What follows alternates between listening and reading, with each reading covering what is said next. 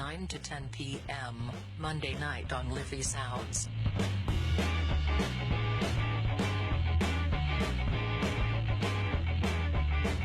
The world you don't know.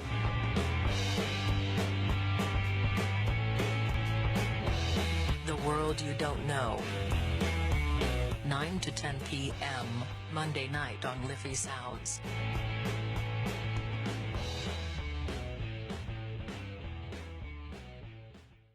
Now, good evening, ladies and gentlemen. You're very welcome along to this week's edition of The World You Don't Know with myself, Mick O'Connell, and I've got my sidekick. He's in the studio somewhere. He's out. I think he's out having a quick fag outside. Robbie, he'll be joining me in a few minutes now. I do have a guest lined up. I'm just waiting for Skype to boot up. I've got a gentleman called Ian O'Crane, hopefully coming on. I was speaking to him earlier on via the phone, and he has confirmed that he will be coming on now. So, now let me see that now. Anyway, as I said, I am in the studio. Robbie is here with me. I'm just trying to get a song queued up here. I put one on there now, it seemed to have disappeared on me. Let me see. Don't know where it's gone. Anyway, I'll try and find it. Oh, there it is there now. Yeah, I've got a song coming on now. I'm going to play David Bowie and Heroes. Just it's only a couple of minutes I'm going to play. I'm not going to play the whole track. I think it's about 5 minutes long. But I'll play that, and in the meantime I'll try and get my guest on Skype then, and we'll take it from there, folks. What promises to be a very interesting show tonight. This is a good guest, Ian O'Crane, so I'll talk to you all very shortly. Now, folks, that was a little bit of David Bowie there. Now, I have my guest queuing up there now, and hopefully he should be on now in 2 seconds. I have the Skype. He's on now. I have him on Skype now, so I'm going to pause this song. And do you still have sound, Robbie? No. Still no sound? Something wrong with Robbie's earphones. I don't have your microphone on yet, Robbie, but if you want to talk into it and see can you hear yourself there, I think it's the other mic there would be the best one. Can you hear me? Yeah, I can, yeah. You're perfect on that one.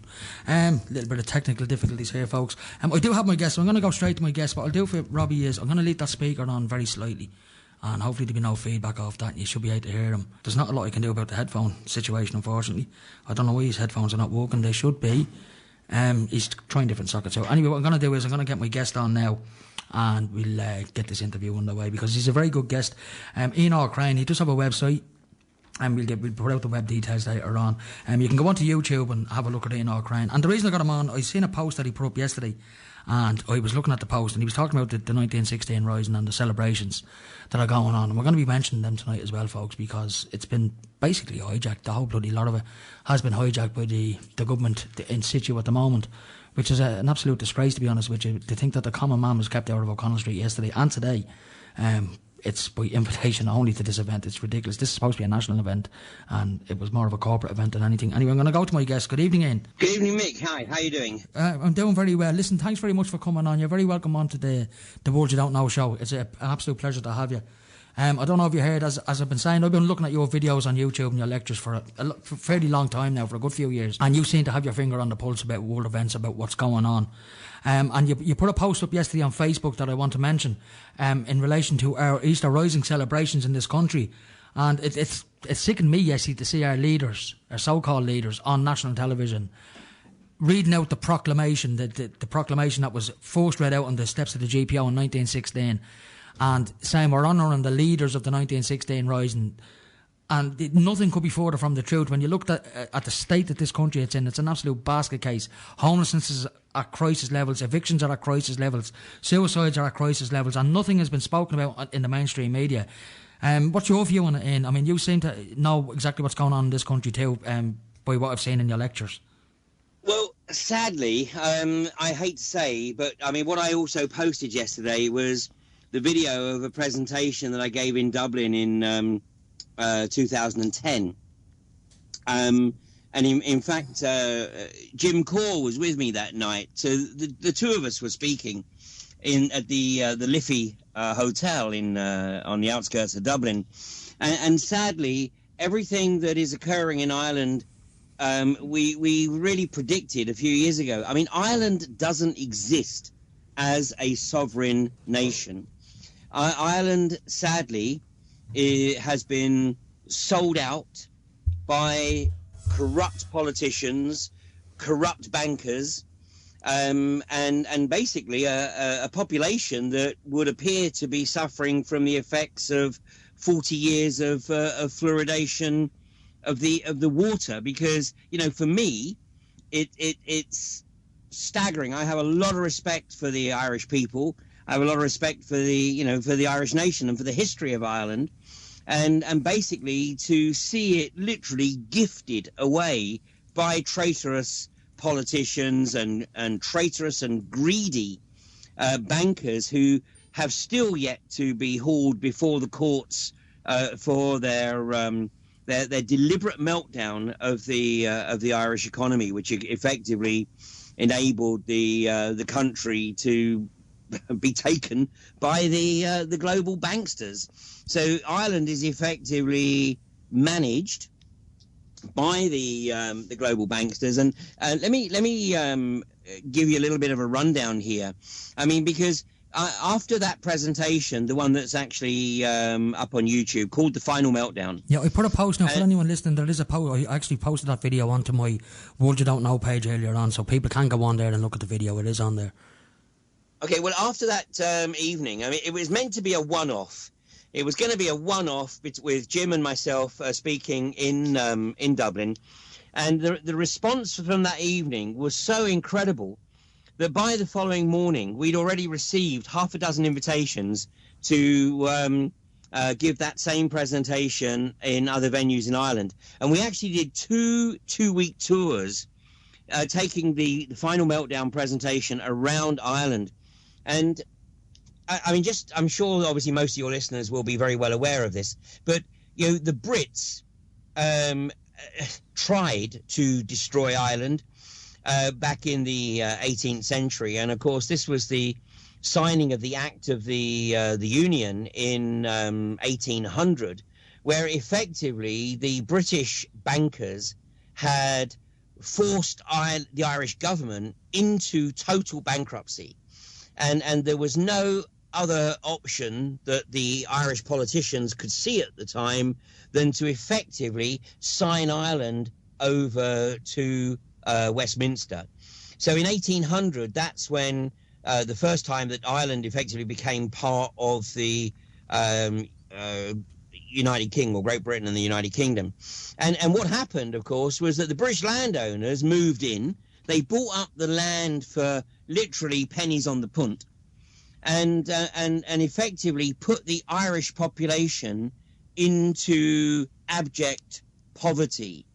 And I mean, one of the things that we now know, although very few Brits know, is that there was no famine. No, there was no Irish famine. That was a genocide.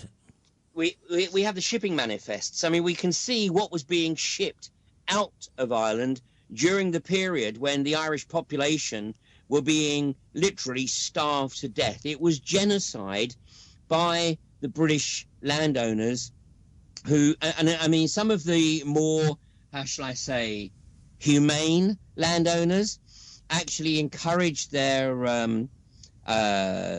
tenants to take payment to take a ship across to the New World. And that's why if you go to Newfoundland, if you go to St. John's in Newfoundland is more Irish than many of the Irish communities today, because that's where a lot of the people who took that crossing across the Atlantic in the 1840s, and the crossings were so rough, the conditions were so bad that they couldn't wait to get off the ships, and St. John's in Newfoundland was where they set foot in the New World, and basically they stayed there. And turned it into an Irish community. And there's an Irish-American guy, I'm sure you're probably aware of him, called Chris Fogarty. Now, he's written a brilliant book in relation to what is called the Irish famine. I mean, I've never bought the famine story myself, to be honest with you, even though it was drilled into us in school that there was a famine. The potato crop failed, and even as a child I couldn't help thinking, well, do you not like fruit? Would you not eat fish? Would you not eat birds? And exactly. It was only when I heard Chris Fogarty's lecture, he'd done a lecture, and I heard it on, it was actually an interview we done on Red Ice Creations, the Swedish radio show with Henrik Palmgren.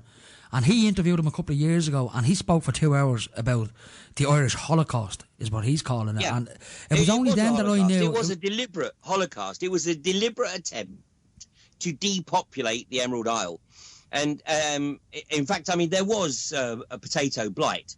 But you're absolutely right. I mean, the other arable crops and the livestock were farmed as normal. the issue wasn't that there wasn't food available. It was been taken out of the country at gunpoint, British wasn't it? landowners could get more money by exporting it to the British Empire than they could by selling it or giving it to their tenant farmers. And according to Chris Fogarty, that food was removed from this country by garrisons of British troops at gunpoint. Yes, absolutely. I mean, because obviously the tenants, they knew what was happening. They could see what was happening. They knew that they were effectively being deliberately starved. And I mean, imagine the situation. I mean, it seems incredible to us today, but I mean, imagine a situation where, the landlord, the owner of the land that you rent, is literally taking everything from you in payment for letting you stay on the land. All he's allowing you to keep is the potato crop.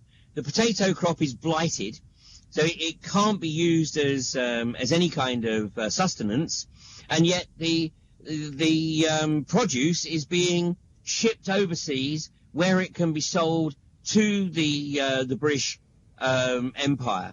I mean, this is totally outrageous, and of course history is always written by the winners, and so consequently the British effectively rewrote the history books to make it just look like a very sort of sad and tragic event. And they're still doing that to this day in Irish schools. I mean, even some of my children who are going to school, this is what they're actually being taught, that there was a famine. And I'm sure the teachers, they can't be... we've got the internet nowadays, so it's easy for people to get information, and surely these teachers can't be that stupid that they believe that story, and yet they drum it into those children like it's sacrosanct. Well, listen, there's somebody who we'll talk about, I'm sure, a bit more as we go through the discussion. But, the Irish hero that I would absolutely encourage people to research is Raymond Crotty. And, Raymond Crotty was actually an Irish farmer.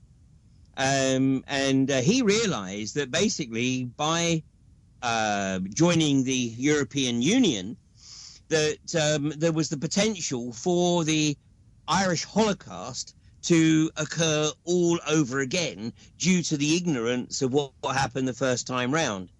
And Raymond realized that basically politicians weren't going to listen to a farmer. So what he did was he went to university and he studied agricultural economics. But nonetheless, I mean, the Irish politicians still wouldn't listen to him. So actually he spent much of the latter part of his life consulting to countries, some in the Far East, I think also in Latin America. But it is actually thanks to Raymond Crotty that a lot of the information that we now have access to is available, because it was Crotty's research into the shipping manifests that sort of pulled it all together. And what a lot of people don't know, perhaps, is that it was Raymond Crotty, it was because of Raymond Crotty, that the Irish people actually had 3 opportunities to vote whether or not they wanted to remain within the European Union. Right, I mean, what's happening in this country? We're getting back to the Rising yesterday, because you did post about the Rising yesterday. I mean, fair play to you, you're an Englishman and you've seen right through the bullshit. And a lot of Irish people are very incensed now. If you go onto social media, particularly any Irish pages and stuff, people are very incensed at what's gone on over the weekend. Well, let's have a look at, let's just go back, because again, a little bit of history that maybe people aren't aware of is that after the Holocaust of the 1840s, obviously a significant chunk of the Irish population emigrated or died. So, Ireland basically was left with literally just enough people to service the farms of the English gentry. And really over the sort of latter part of the 19th century, if you like, relations obviously were strained because it was still effectively an occupied country. But nonetheless, I mean, there weren't really there wasn't the knowledge, there wasn't the fire, if you like, and there wasn't probably the volume of people to offer any kind of opposition to the British landowners. And unfortunately, of course, it's the Stockholm syndrome, isn't it? Over time, obviously, there were people within the Irish community who were given management positions or supervisory positions by their They're British rulers, and so they effectively took on the mantle of the British establishment. But things went really pear-shaped when the British government in the First World War, when the British government said, okay, we're going to introduce conscription, and for Ireland that means conscription of the farm stock. And the Irish middle classes basically said, well, yeah, that's okay, fine, just take the farm stock. Take the farm stock off the war, that's fine. But then in 1916, Lloyd George extended the conscription to the young men within the Irish middle classes. And that is actually what triggered the uprising. I mean, it was obviously the final straw. It wasn't the only issue, but it was the final straw that led to the uprising of 1916. If you look at the leaders of the uprising, the signatories, the 7 signatories, for example, of the proclamation, the ironic thing about it is there's not one of their statues on O'Connell Street where all this kicked off. But if you look at their lives, who those people were, these weren't like bricklayers or coalmen or delivery men. These were learned people. These were middle class people who started this uprising. And that's why. I mean, if you look through history, if there is any social change, it is always driven by the middle classes, always, without exception. And the reason for this is that the working classes are the first to feel the pressure. I mean, look at what's happening right now. Yeah. You know, right across Europe, but particularly in Ireland, Greece, Spain, Portugal, Italy. You know, it's a lot worse in those countries than it is, say, here in the UK right now. But the UK is heading down the same path. Not far behind. But the first people to feel the pain are the people, you know, at the if you like, the lower end of the social strata, and so they're ready to fight. But for whatever reason, they are unable to get themselves organised. It is only when the middle classes realise that unless they take some action, that basically their lives and their livelihoods and the lifestyle is going to be under threat. And then what they do is they take the initiative. And then, of course, the working classes are very quick then to rally around and provide the necessary support. And that's exactly what happened in Ireland. I mean, it's a template uprising in that respect. Do you think there's going to be another one? Well, I think that there's a degree of inevitability if it weren't for things like the fluoride. I mean, obviously, it did take 6 years before Ireland had, and I'll use the term loosely, independence. Not that we ever got it, we didn't. But nonetheless, it was certainly, the Easter Uprising that started the momentum towards Irish independence in 1922. And that's why it's so shocking for me that, not even 90 years, okay, it's now more than, it's now 100 years, but since the uprising, but, in 2008, 9 and 10, it wasn't even 90 years since Ireland had managed to establish its independence from Westminster, and then effectively it gifted its sovereignty to the Troika. Yeah, the World Bank, the IMF, and the European Bank. Yeah, there's no doubt about it. Listen, Ian, I need to go to my 4 set of ads. I am running over a bit of time. So do you mind muting your microphone for a couple of minutes? Oh, no worries. That'd be brilliant, because I have you on the same fader as the adverts. They play through the same system. So I'll be back in 2 minutes. We're in Ukraine, ladies and gentlemen. Broadcasting to Lucan, this is Liffey Sound, 96.4 FM. Now, good evening, ladies and gentlemen. You're very welcome back. Ian, are you still with me? I am indeed, Mick. I am indeed. Listen, I'm joined in the studio by another guest presenter of mine, a friend of mine, Robbie, so he might jump in from time to time. He's sitting here right beside me, so if the voice changes, it's not me, it's my friend Robbie. Okay. He's in here with me.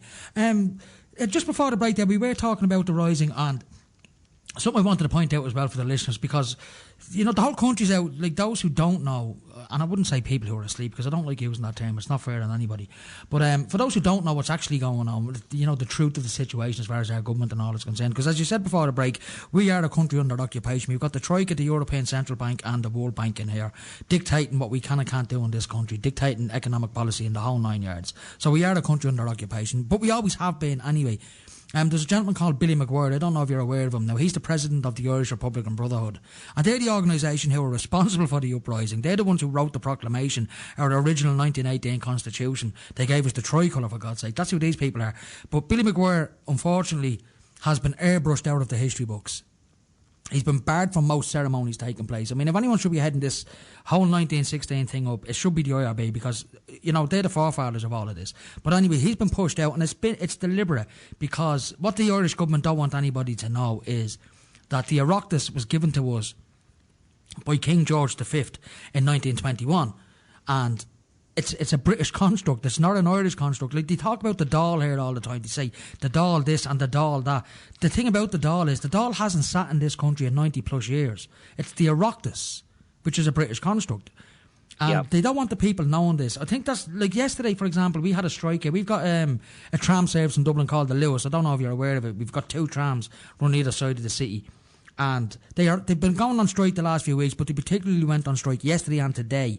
And I couldn't help thinking, because O'Connell Street was blocked off and it was pure invitation only, the whole thing was staged, you know. It looked like North Korea in town yesterday. I don't know if you've seen any of the pictures.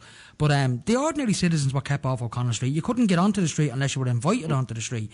And I can't help thinking that this Lewis strike was designed to stop the vast majority of people from getting into the city centre yesterday, because the only way in was on buses or taxis, and people weren't prepared to do that on Easter Sunday, you know. Yeah, no, I'm sure you're right. You know, I mean, and what's ironic is that the Lewis is actually one of the mechanisms by which the Irish nation was deliberately lured into debt. I mean, this is, you know, the situation hasn't occurred by accident. No. You know, I mean, basically, from the introduction of the euro, from that moment on, the Irish economy basically was on borrowed time. And of course, what happened in that period, you know, the media was full of things like the Celtic tiger, the Celtic tiger, but there was no tiger. There wasn't. I mean, the reality was that the European banks basically instructed the Irish banks just to lend money, and they would underwrite whatever, you know, just keep lending money. Whatever the project was, lend money for it. And of course, as everyone listening to this who's travelled outside Dublin will know, you know, the legacy of that is these empty housing estates that were built by corrupt developers. Because, you know, the money was so easy. They didn't have to justify any kind of demographic as to who was going to live in these properties. You know, they just borrowed the money. It made an effort to build, you know, some of the houses. Maybe some of them got lived in. But the vast majority weren't even finished, and certainly were never likely to be occupied. No, well, Ireland's full of ghost housing estates. There's a lot of them around the country, and the councils don't know what to do with them.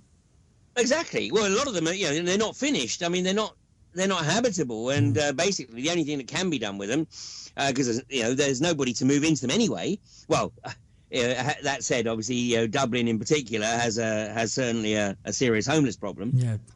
So, you know, something could be done with them, but you know, they what happened is those corrupt developers, of course, paid themselves millions, and then most of them got out the country. You know, at the time of the collapse in 2008, you know, having realised that, you know, there was no possibility of them ever selling these properties, and no possibility of them ever being able to repay the debt. So that's how you know, money was thrown at the country, and then there were infrastructure projects like the Lewis, the motorways. I mean, the motorway system. I mean, up until even, you know, well, now, I mean, they're basically empty, aren't they? I mean, apart from the motorways around Dublin and the Dublin-Belfast motorway, I mean, you drive the motorway down to Cork or across to Galway, And, once you're a few miles outside of Dublin, you pretty much have an open road. Yeah, that's very true. They are quite empty. I think a lot of that, particularly with people heading over to the west, Irish people have a serious problem with paying toll charges, which I do myself. I don't think we should have to pay to travel our own roads. But even though I'm a truck driver, any time I was ever driving west in a truck, I would stay off the motorways deliberately, just because I didn't want to pay them, Even though it wasn't me who had to pay, it was the trucking company who would pay. But I would still go through the smaller towns. But they had these big signs up saying, this motorway is a European Union funded project. No, it wasn't. Yeah, but basically it was funded by debt. Yeah. So this was all part of getting the country into a situation where it was impossible for it to recover unless the Irish government actually followed the lead of Iceland.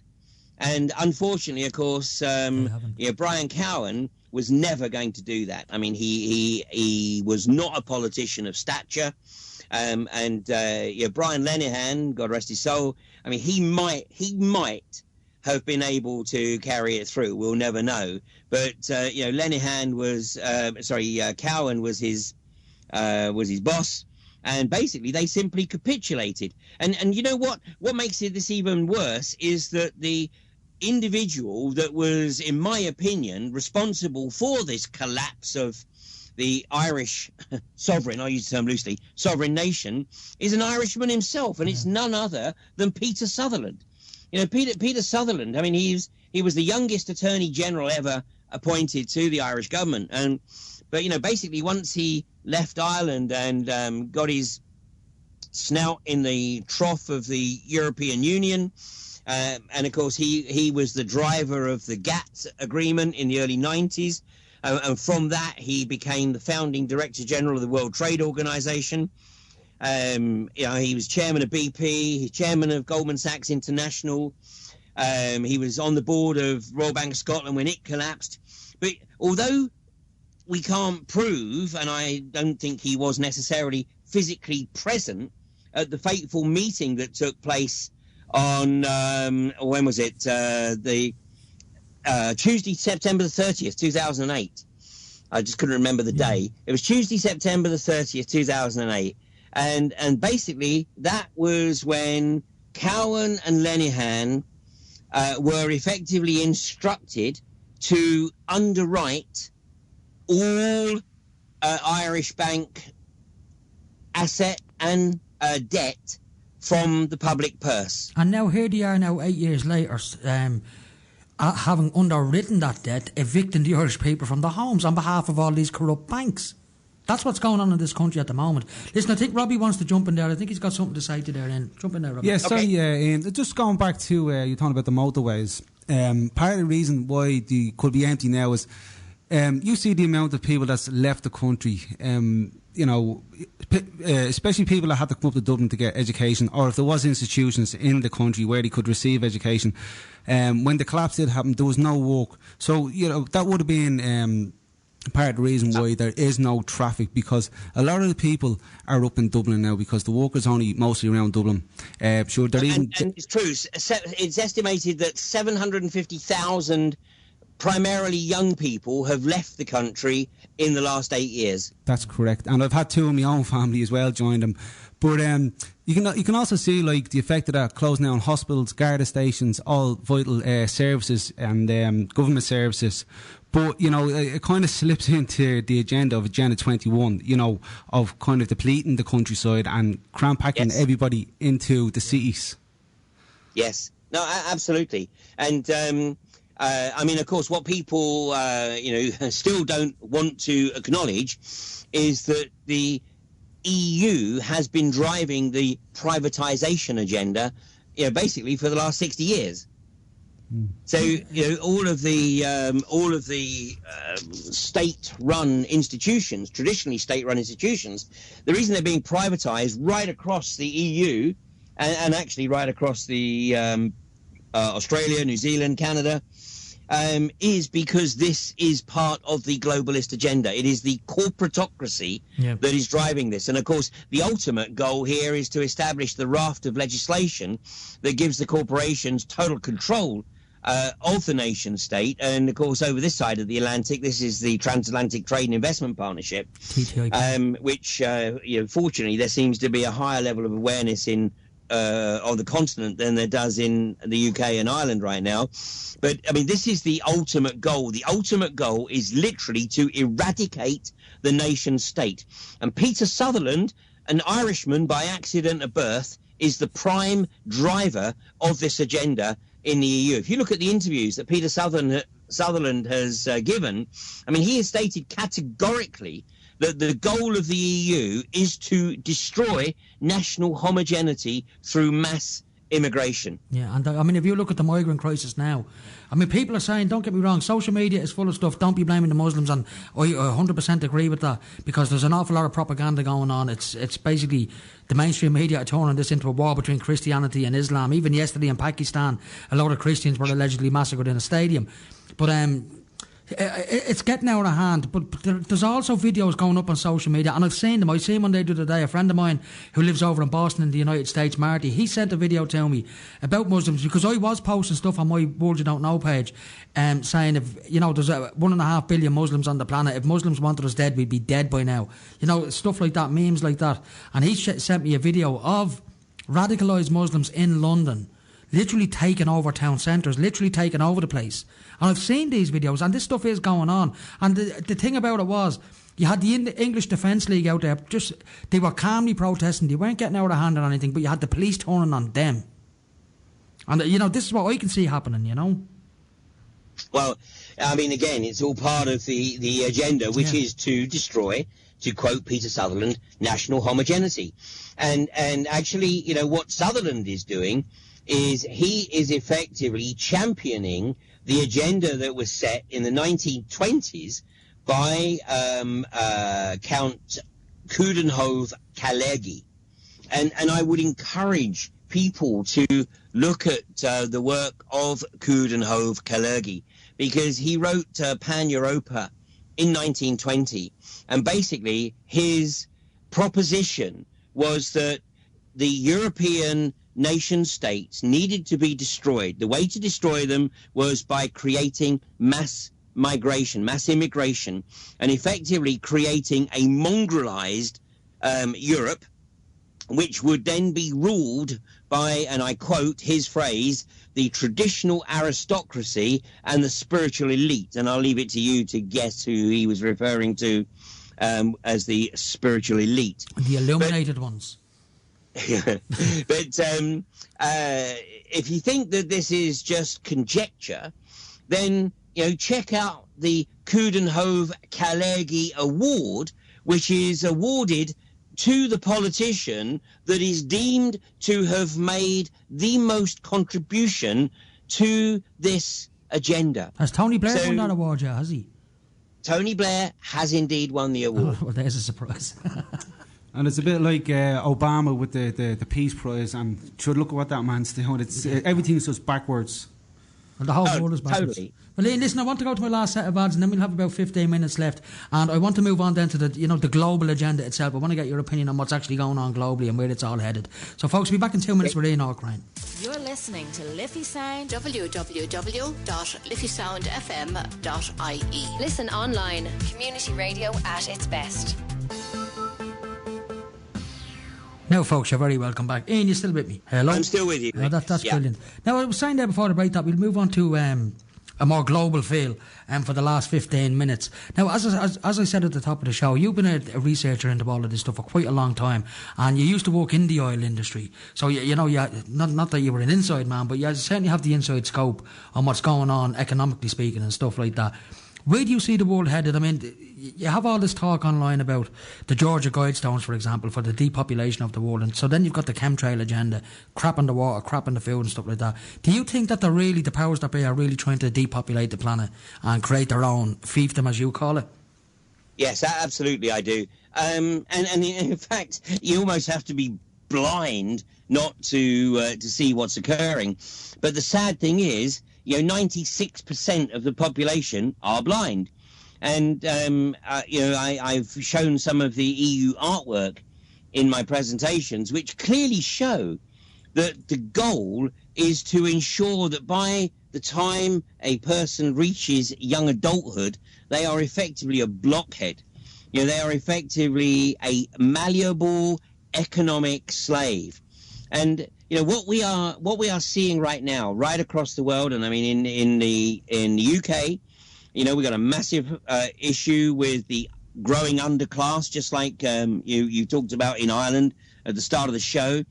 And you know, the attitude now is, unless you are a fit, able-bodied individual and are making a direct contribution to the corporatocracy, then, in the words of Henry Kissinger, you are effectively a useless eater. Yeah. You know, which is why we're seeing benefits cut. You know, we're seeing euthanasia effectively being encouraged. Unless we're seeing pensionable age pushed higher and higher. You know, the only person that they want effectively drawing breath are slaves to the corporatocracy. Obedient taxpayers. And anybody who doesn't want to do that for whatever reason, basically, you know, sorry, but, you know, you're persona non gratis and you're going to be dealt with in one way, shape or form. We're seeing legislation being introduced right across the world, which makes it increasingly difficult to show dissent against the establishment agenda. In Australia right now, people protesting the unconventional gas industry, which has destroyed much of southern Queensland. It's destroying the Great Artesian Basin. It's sucking the Great Artesian Basin dry at a rate 6 times greater than it can naturally replenish. And now landowners who resist the unconventional gas industry in Australia are facing up to 7 years in jail. Now, you're talking about fracking, is that correct? Say again? The fracking industry, is that what you're talking about? That's exactly right. In the UK, people that are now arrested for participating in the anti-fracking campaign here in England, when they're released, they're being given a booklet on emotional health. So the inference being is that if you are challenging the government's agenda to initiate the fracking industry across the country, then you are probably mentally ill.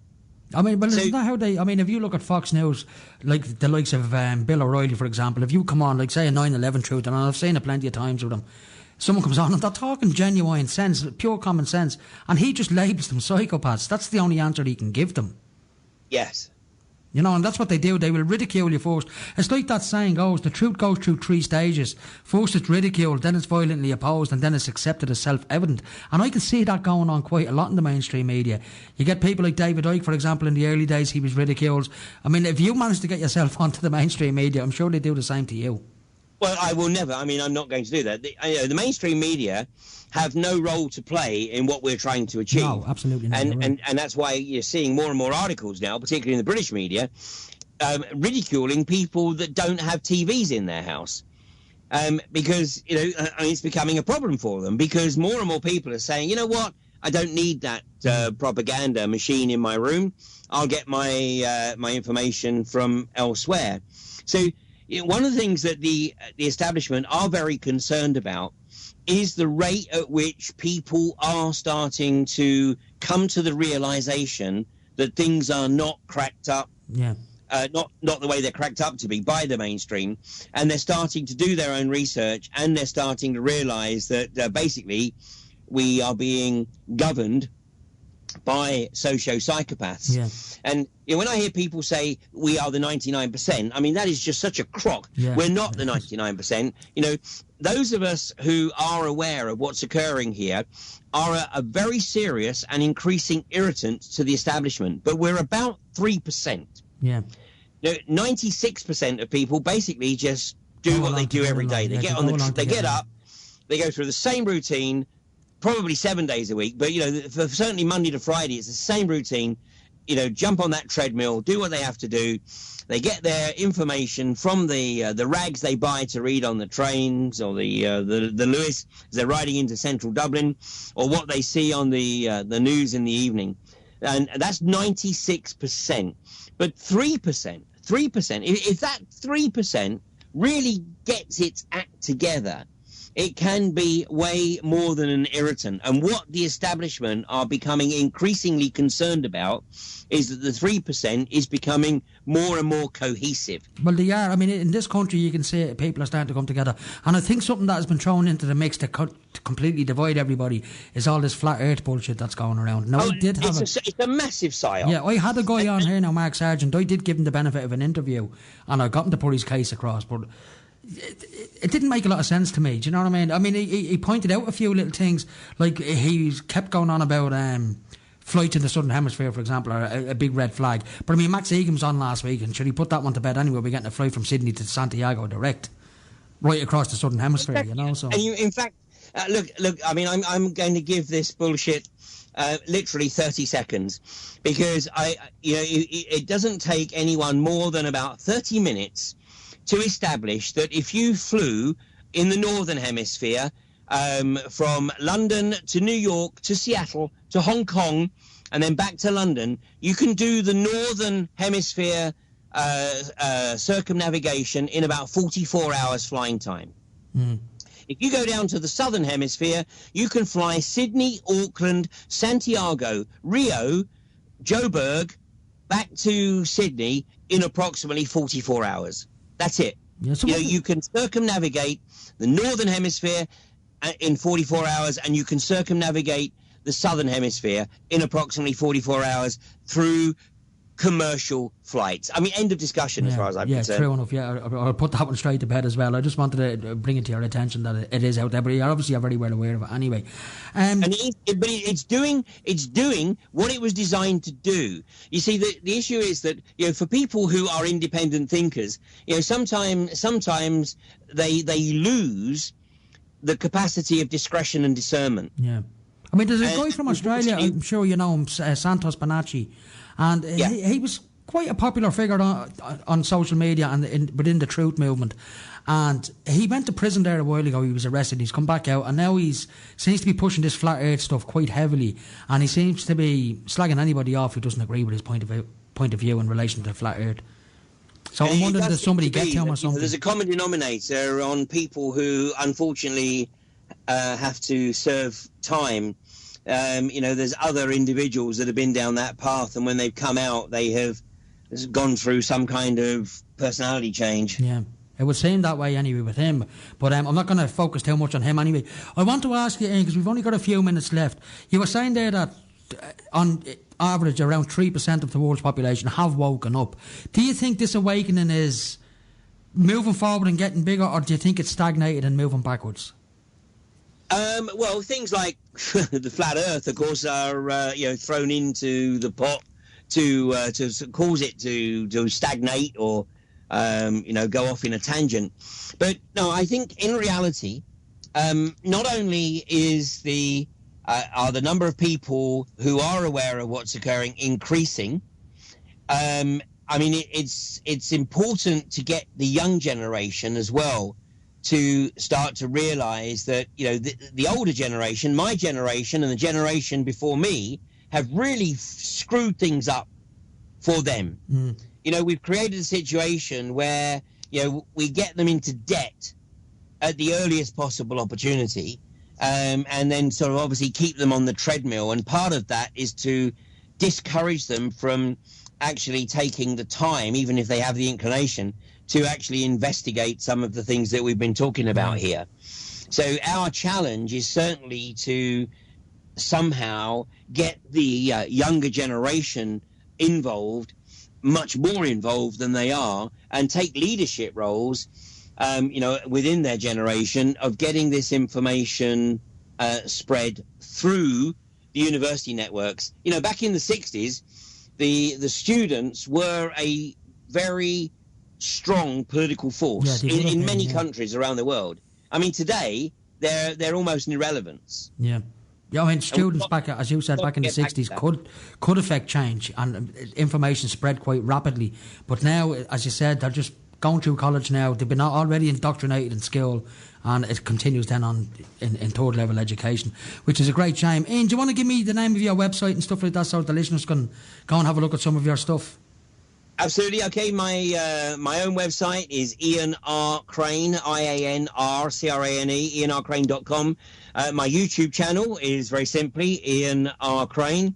And then I have another YouTube channel, The Alternative View, because, you know, I put on conferences. I try and do them once a year. I did have a break for a few years, but we have Alternative View 7 coming up.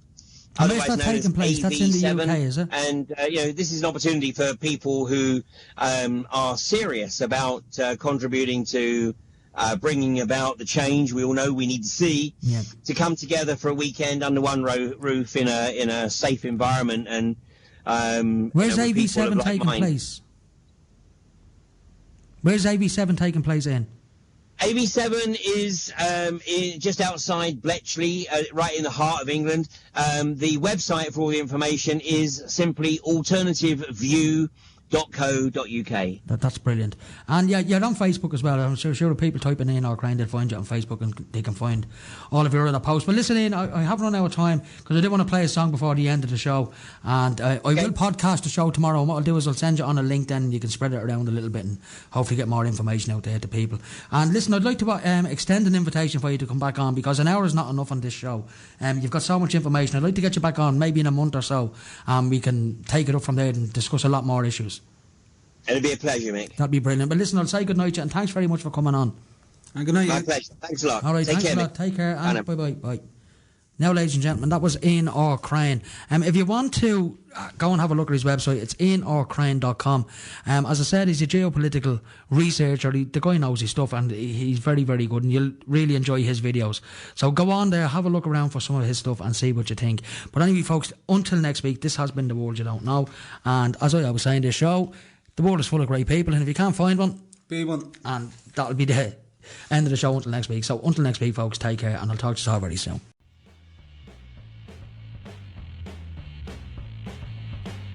9 to 10 p.m. Monday night on Liffey Sounds.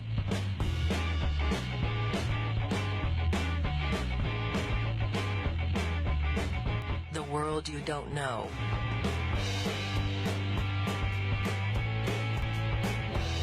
The world you don't know. 9 to 10 p.m. Monday night on Liffey Sounds.